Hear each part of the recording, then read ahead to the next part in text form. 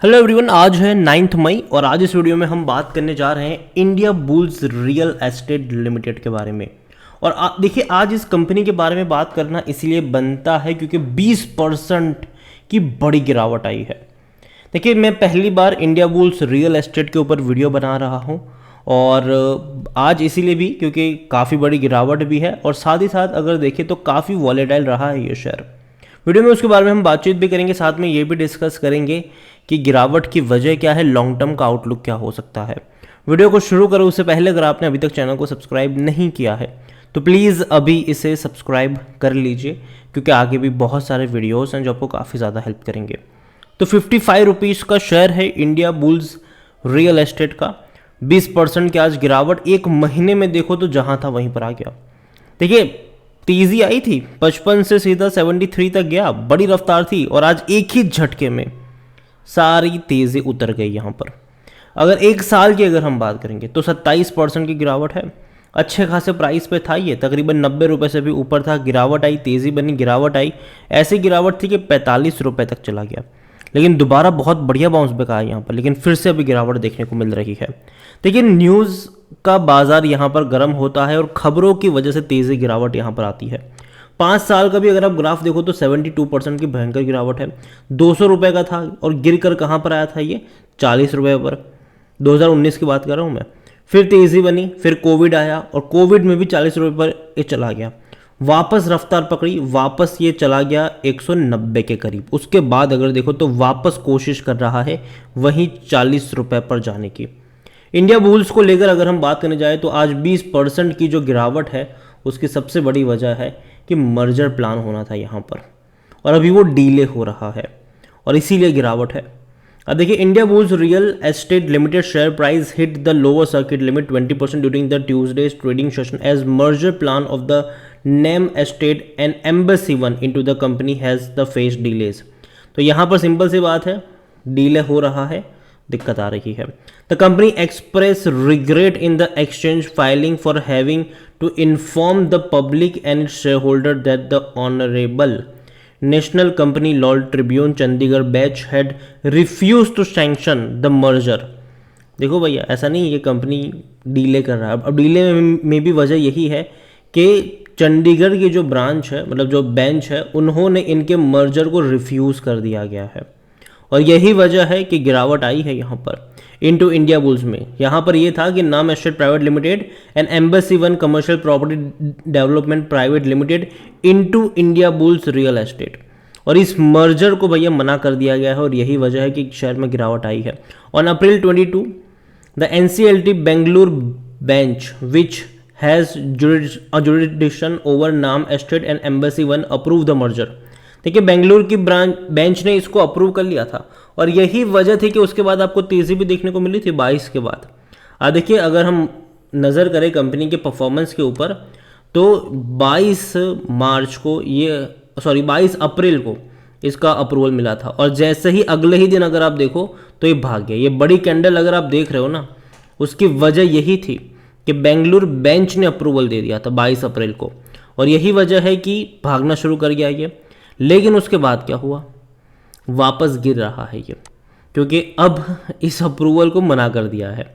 But the NCLT Chandigarh bench which has jurisdiction over the company has earlier voice some worries based on the criticism over the merger put out by income tax department. और ये बड़ी बात है यहाँ पर कि भैया Bengaluru bench ने अप्रूवल दिया, भाग गया, चंडीगढ़ बेंच ने भैया मना कर दिया, टूट गया ये।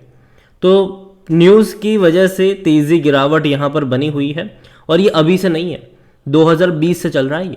In January 2020 Indiabulls real estate first disclose the plan to merge with the member of Embassy group Nam estate and embassy 1 commercial property developers. 2 companies of the Embassy group will exchange share with Indiabulls की जो real estate वगैरह की हम बात करें वहाँ पर।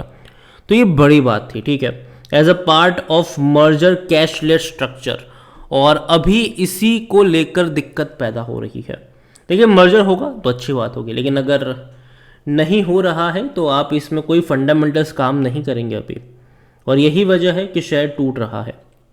According to the Rajesh Bhosle, जो कि भैया एंजल 1 के इक्विटी टेक्निकल एंड एनालिस्ट है, the stock is under tremendous pressure and huge volumes are as well seen in the selling.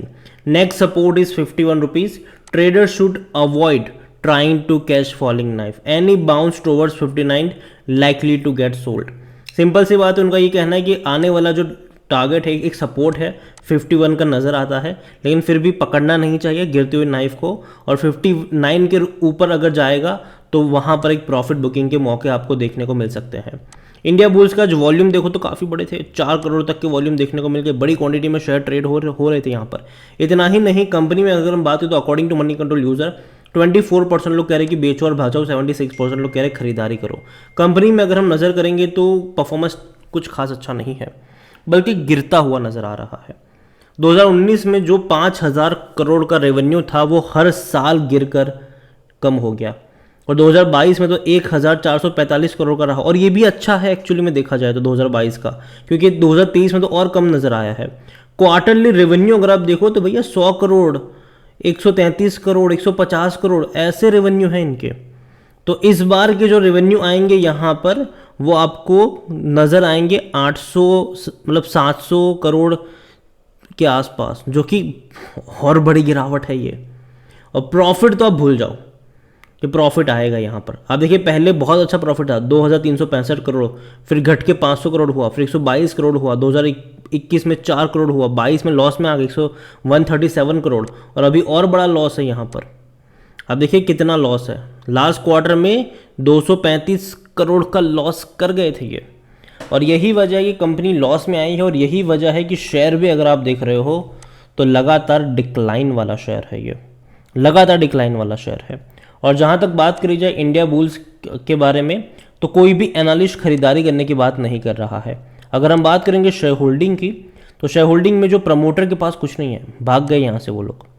0.12% है म्यूचुअल फंड्स के पास, 1.28 डोमेस्टिक इंस्टीट्यूशन के पास है, 21.42 एफआईएल्स के पास है, और रिटेल और अदर की मिलाकर बनती है 77.19%, जिनमें से रिटेल इन्वेस्टर 40.39% की होल्डिंग लेकर बैठे हुए हैं। देखिए ओवरऑल मैं कहूँगा कि यहाँ पर जो भी मोमेंटम बनेगा वो टेम्पररी होगा, खबरों की वजह से बनेगा। जैसे कि अभी पिछले महीने ही खबर आई मर्जर को लेकर, भाग गया, आज डिले हो गया, कैंसिल कर दिया, टूट गया ये। तो ऐसा ही होने वाला है यहाँ पर, और यही वजह है कि लॉन्ग टर्म के लिए मैं इसको रिकमेंड नहीं करूँगा।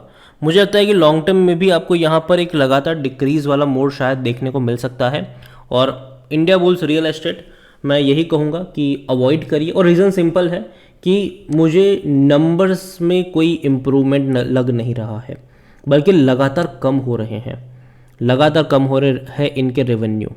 और यही वजह है कि मेरे हिसाब से इंडिया बुल्स रियल एस्टेट अभी के लिए मैं अवॉइड करूंगा। कल को मान लीजिए कोई अच्छी खबर आती है तो डेफिनेटली हम उसके बारे में भी बात करेंगे, लेकिन अभी मुझे ऐसा कोई एक्साइटिंग चीज़ यहाँ पर लग नहीं रही है, और यही कहूँगा कि अवॉइड करिए। और बीच बीच में अगर तेज़ी आती है तो वो एक टेम्पररी बाउंस होगा और ख़बरों की वजह से होगा, उसका फ़ायदा उठा सकते हैं आप एग्जिट करने के लिए, ना कि एंट्री करने के लिए। वीडियो को यहीं पे एंड करूँगा, पसंद आया हो तो लाइक करो, शेयर करें, चैनल वगैरह पहली बार आए तो प्लीज़ सब्सक्राइब करें। और इंडिया बुल्स रियल एस्टेट के बारे में आप क्या सोचते हैं वो भी आप मुझे कमेंट में लिख कर बता सकते हैं। Thank you.